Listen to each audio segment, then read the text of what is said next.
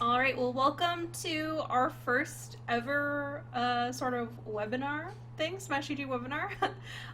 We're going to cover online tournaments on Smash GG.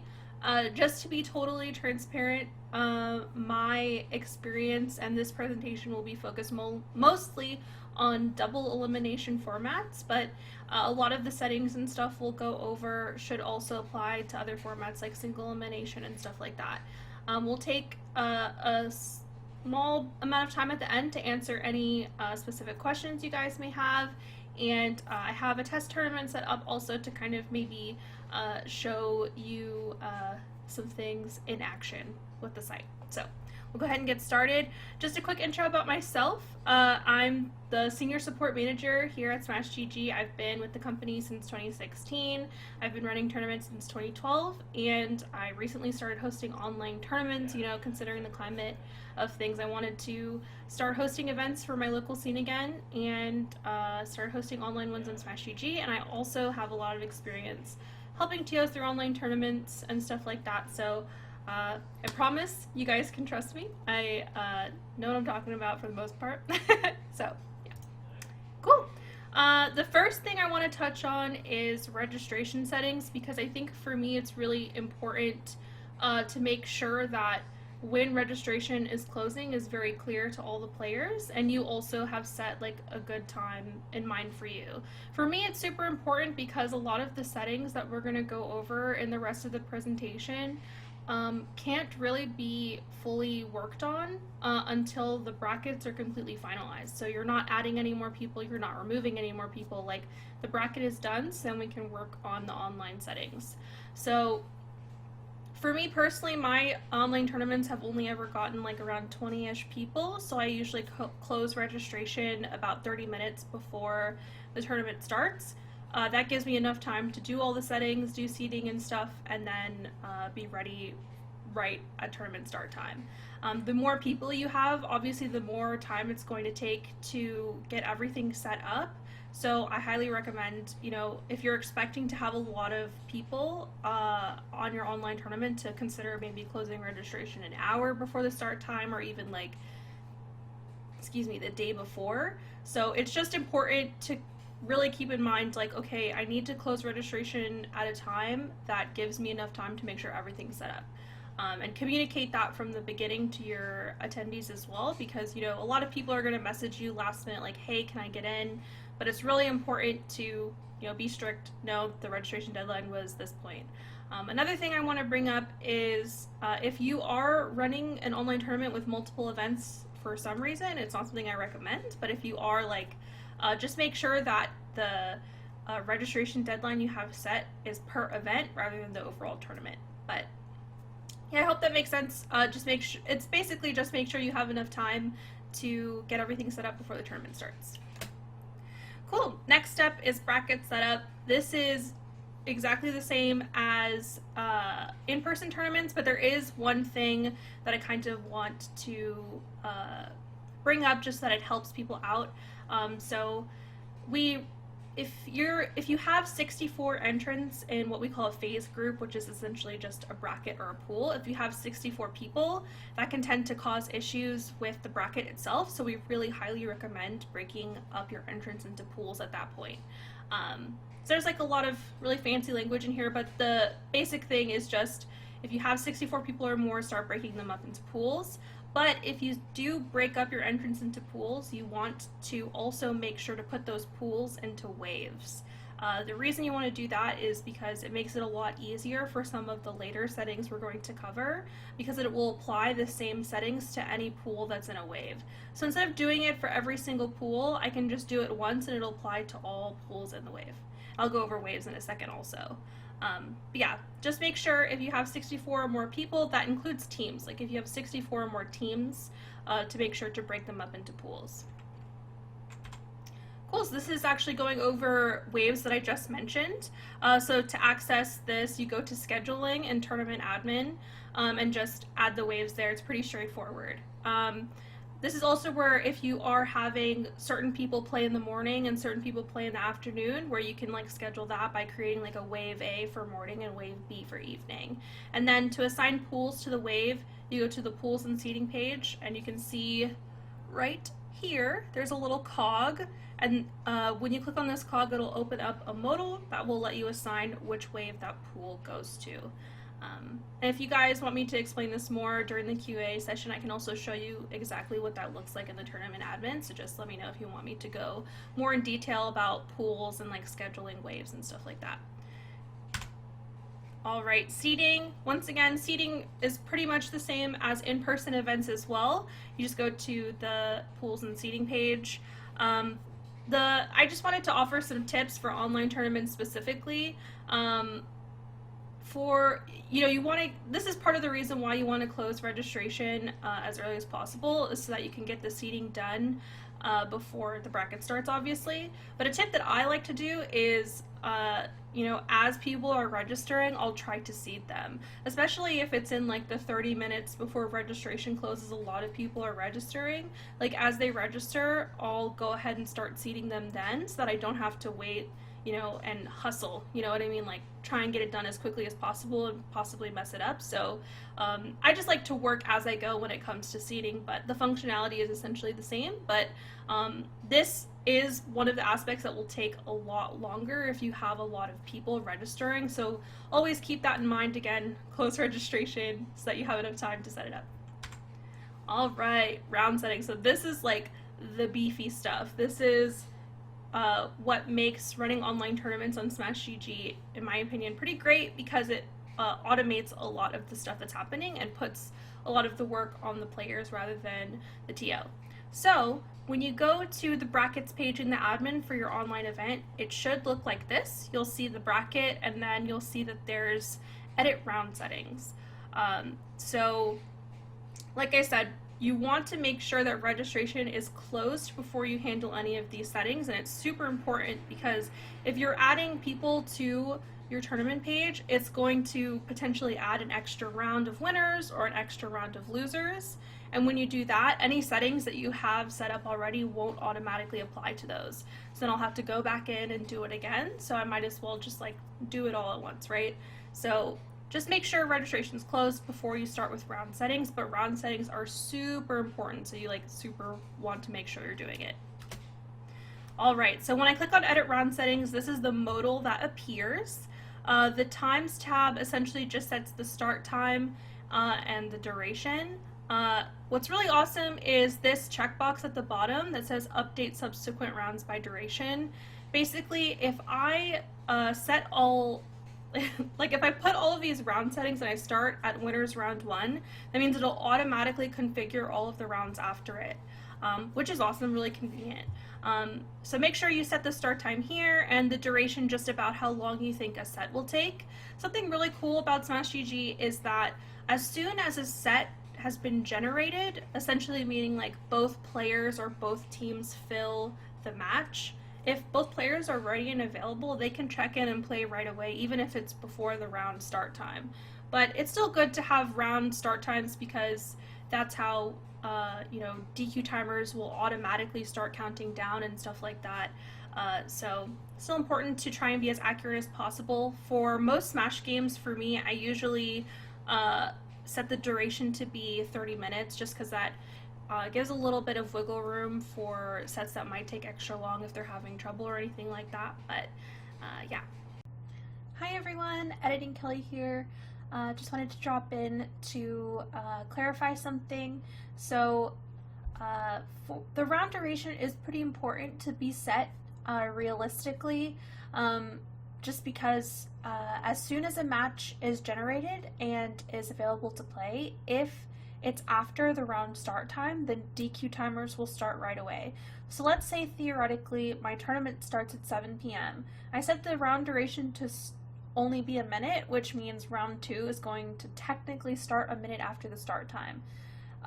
Technically this is fine. The only problem is that once the match has been generated for round 2, the DQ timer will start immediately because, you know, it takes some time for the set to progress, so it's obviously going to be after the round start time.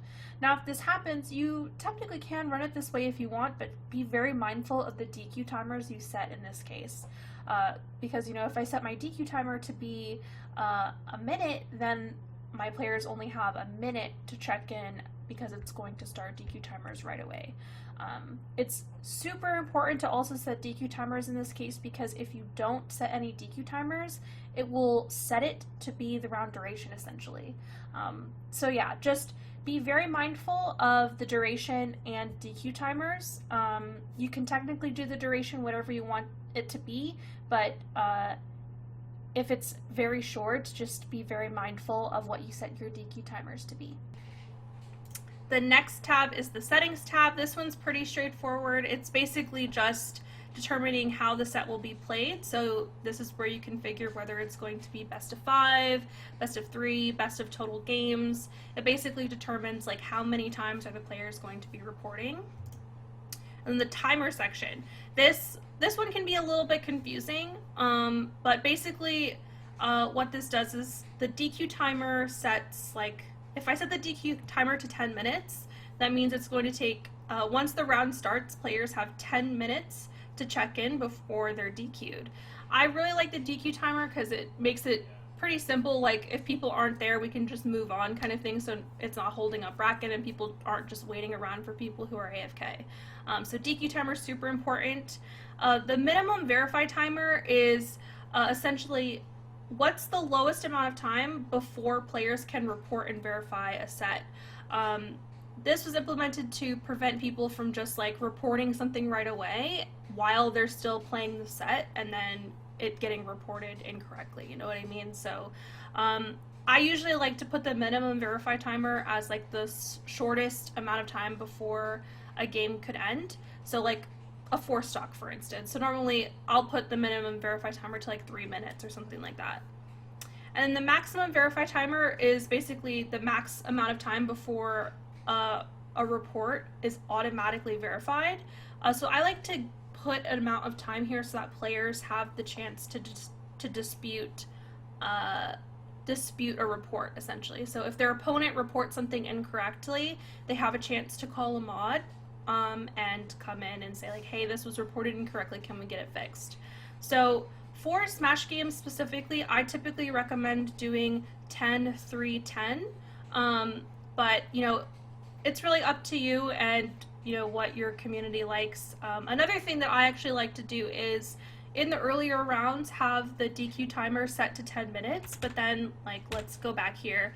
That setting that I showed you, like, update subsequent rounds. If I, for instance, want the grand final check-in timer to be like 3 minutes or something, since I'm assuming that they should be there by grand finals, if I click on just the edit round settings for this round, I can change it for that round and potentially anything after it. It won't apply to anything before it though, you know? So basically, like, if I, sorry, I hope that's not confusing, but if I edit the round settings for winners round 1 and that box is checked, everything after it will be updated. And then if I do winners finals, same thing, but then it won't change what I already set for winners round 1. So you have a bit of customization there, and then, you know, if you want every round to be different, you can just uncheck the box that will update subsequent rounds. Cool. And then last thing about here is this box that says update all groups in wave. This is the box, like I said, where if all your pools are in a single wave, it will apply this change to all other pools that are in there as well. So really awesome, makes it really easy to apply changes to multiple pools and stuff like that. Cool. Some things to keep in mind for round timers. If there are buys and sets can be played in winners round 1 and round 2, I would set the start time for both of those rounds to start at the same time. So like I said before, like, when matches are generated, people can play right away, right? Well, it's very similar. How do I explain this? Okay, I'm gonna backtrack a little bit to make it more clear. So when a tournament starts, you want everyone to be able to play at the same time, right? Like if people have buys and they have a set in winners round 2, they don't want to wait for round 1 to finish to play, especially if it's like 1 or 2 sets. Like that's not a fun experience. So if we start those at the same time, everyone can play at the start, and that basically just means if the winners round 1 match goes like over time, I guess. I'm not sure how to explain that. If it basically just means whoever wins the set in round 1 and they move to round 2, their DQ timer will just start right away. It won't. DQ timers don't start until both players are in the set. So I hope that's clear. Like that. It'll probably make more sense if I show you later what it looks like on a bracket. But yeah, basically, if you have buys and there are sets that are playable in winners round 2, just start winners round 1 and round 2 to start at the same time. Also, super important thing for double elimination brackets is that losers round timers do not automatically get applied. So over here in the bracket, you can see losers also has round settings. These do not automatically get applied, so after I'm done doing round timers for winners, I also need to apply them for losers.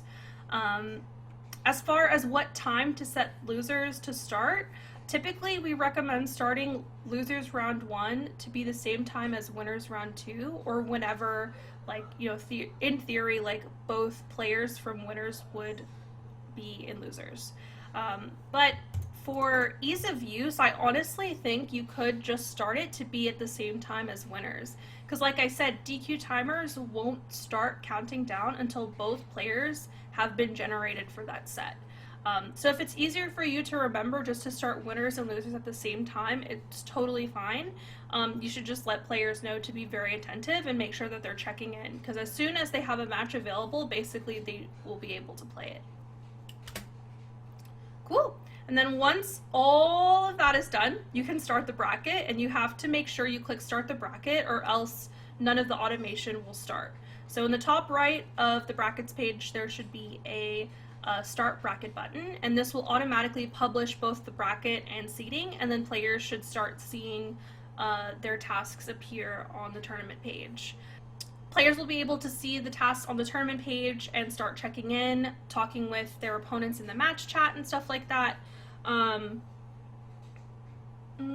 trying to think. Yeah, so everything should be there.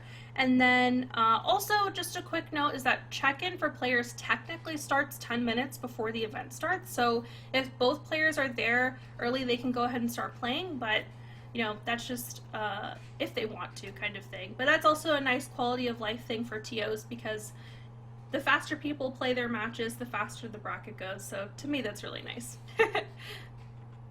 This is a quick little infographic that I found that kind of explains from the player perspective how to check in and find their matches. So like I said, just going to the tournament page. We technically don't have the dashboard anymore, but a funny little trick is if you have like a short slug for your tournament, so like my test tournament is smash.gg/kellytest.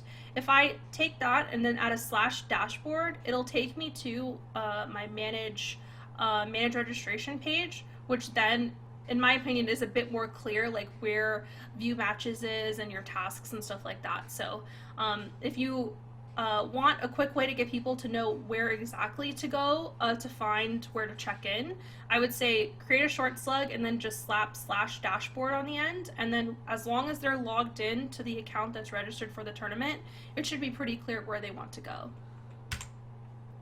Cool. And then moderation. So when you're moderating the tournament, you want to go to the match dashboard in the tournament admin. All available sets will display here. It'll show the status that they're in, what stage of tasks they're in, and also any moderator request will be very obvious. The sets will turn red and it'll have a little button that says mod requested. Players should request help from admins and moderators and stuff through SmashGG. Just for me, it makes sense to, if a lot of the rest of the tournament is automated, to just have any issues that people are having be communicated through the SmashGG chat request a mod, and then I can go in and troubleshoot that. If you're using Discord to communicate with your players, just like for announcements and stuff like that, like that's totally fine. I also think it's great to like communicate notifications and tournament updates, but I think communicating to users once the tournament starts, just use Smash GG to talk to your opponent and also to your TO. It's a lot easier to just kind of like drown out the rest of the noise, you know? So yeah. And cool. Last, I wanted to go over really quickly some top 3 things to consider. I've kind of talked through them in the presentation already, but there's also an article on GG University, which I linked here. You can get to GG University by going to learn.smash.gg. We have a lot of really cool articles here geared towards TOing just in general. But just want to reiterate again some things I think are important for online tournaments is to make sure you're considering when you're closing registration and that you feel you have enough time to get all of the proper settings set up correctly. Make sure you are scheduling and using round timers appropriately. So super make sure that all your round timers are set up and they make sense. And then also make sure it's clear to your attendees how you're going to communicate with them. Like I said, I super recommend just letting people know once the tournament starts, just use the Smash GG match chat and request a mod whenever you need help. That's my little presentation. So now if anyone has questions or if they want to like see me do something specifically like on my test event, now would be the time. I also really actually want to take a second to show you guys what I mean when I talk about buys and sets being available in Winners Round 1 and Winners Round 2. Can I change seating after changing round timers? Yes. Actually, seating can technically be done whenever. It's mostly the like adding and removing players that can cause problems with the round timers, but seating can totally be done after round timers and stuff like that. Just for my personal workflow, I like getting seating done as soon as possible. So yeah, really quickly, just wanted to show you guys what it looks like when you have buys in round 1. So you can see here I have sets in round 1 that can be played and sets in round 2 that can be played. Since I want everyone to be able to play at the start, I just want to set both of these round times to start at the same time. So let's just say, like, whatever, we're gonna have it start now, and then the duration's 30 minutes.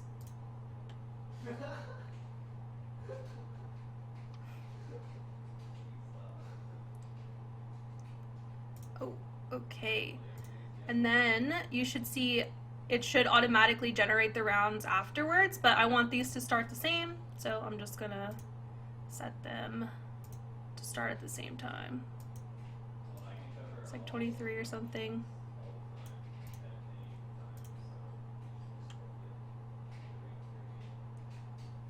Cool. So now all players will just be able to start checking in and playing right away. The round timers have to be set, or the round timers are default if I leave it there. I'm not sure I understand the question. Do you mind elaborating?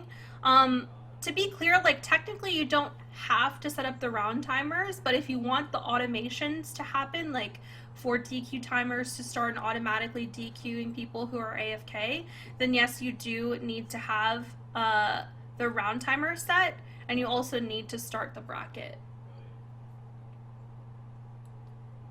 Like, if I wanted to do everything manually, I could just, you know, I don't need the round timers at all, but the round timers are mostly important for the online tournament automation, you know, DQing people, having players be able to self-report their sets and stuff like that. Oh, another thing that might actually be useful as well that I forgot to cover is in registration settings, we actually have this area also where you can gate registration based off of location. So limit by location and then select like by state. Since I host things, I host in the Southeast. Normally I just want to do like Florida and Georgia. And this will make it so that only people who are from Florida and Georgia can register for the tournament, which helps a lot with latency issues. And as usual, you know, our little intercom support chat is down here in the right. So if you ever have any questions, our team is very responsive. We try to respond as quickly as possible. And our support hours are 6 a.m. to midnight Pacific time. So we try to cover as much time as possible.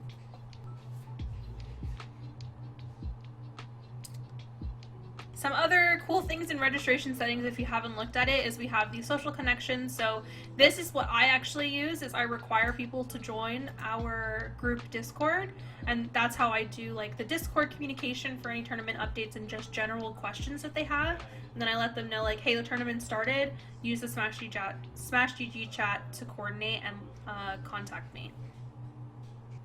Cool. All right. Now I'm gonna call it.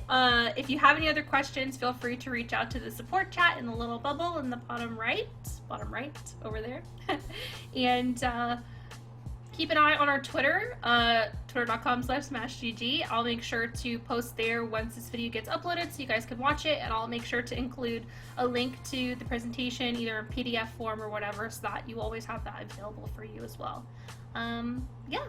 Thanks everybody for coming, and thanks for the questions. I hope this was helpful, and yeah, see ya.